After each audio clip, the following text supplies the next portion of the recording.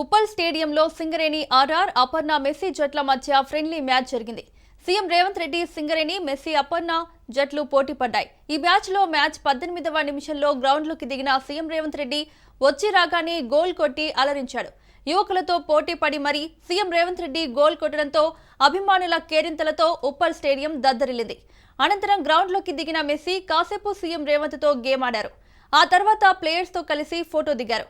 అనంతరం బాల్స్ ను stadium stands లోకి కిక్ చేశారు మెస్సీ.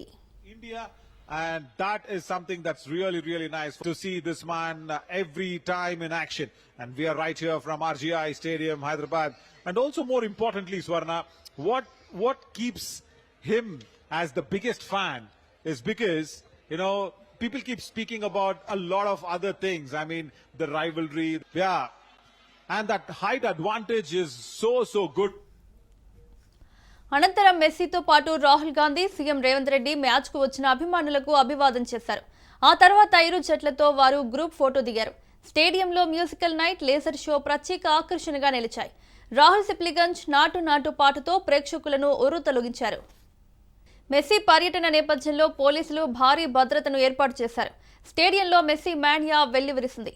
అభిమానులతో స్టేడియం కిక్కిరిసిపోయింది. మెస్సీ అభిమానులు జెర్సీ నెంబర్ 10తో స్టేడియానికి తరలివచ్చారు.